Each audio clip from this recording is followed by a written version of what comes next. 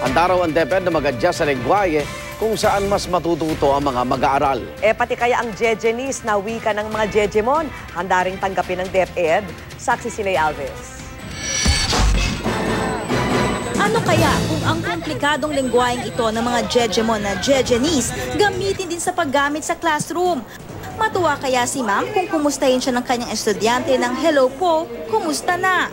At paano kung ang spelling ng mga assignment at papers pareho rin sa kung paano mag-text ang mga Jejemon?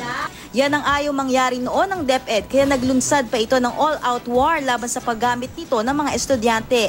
Pero kamakailan, kumalat ang balitang payag daw sa Education Secretary Armin Luistro na gamitin ng Jejenese kung ito ang kailangan para maintindihan sila ng mga estudyante.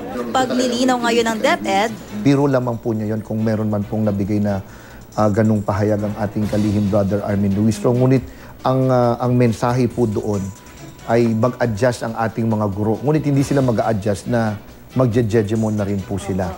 We discourage them.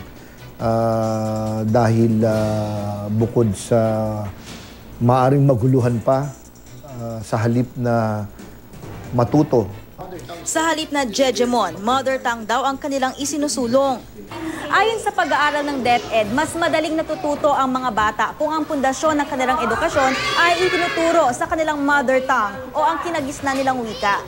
Dito halimbawa sa Oranbo Elementary School sa Pasig, Tagalog ang gamit sa pagtuturo sa halos lahat ng mga subject, kabilang ang math at science mula kinder hanggang grade 3. Pero napansin namin hindi pa gaanong nakakasabay si Mivi Boy na Bisaya raw ang salita sa bahay.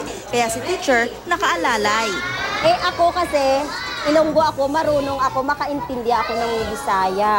Kaya pag nag-approach sa akin, maiunawaan ko at mapagsabihan ko siya, mai-translate ko sa Tagalog.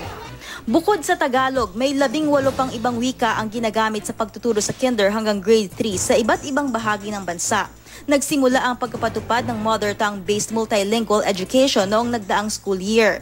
Ang batang ito, mas matututo kung ituturo sa kanya yung konsepto ng matematika, addition, subtraction. In mother tongue, isa, dagdagan mo ng isa, dalawa. You will speak in Ilocano habang pinapaliwanag ito sa bata. Mas mauunawaan yan kaysa sasabihin mo sa kanya 1 + 1 = 2. Kaya kabalinto na ang maituturing ang pagkaka-expel ng 3 estudyante sa Xavier's Christian Academy sa Lawag City dahil lang sa pagsasalita nila sa kanilang kinagisnang salita na Ilocano. English lang daw kasi ang pinapayagan sa paaralan. Kasi po pinagsisigawan niya kami. Tapos, opo, na-shock pa sila kasi yun nangyari. It was not an expulsion. It was just an advice by the school to the student to transfer to another school. It's not that cruel. Hinihintay na ng DepEd ang formal na reklamo laban sa eskwelahan. Ako si Lay Alves, ang inyong saksi.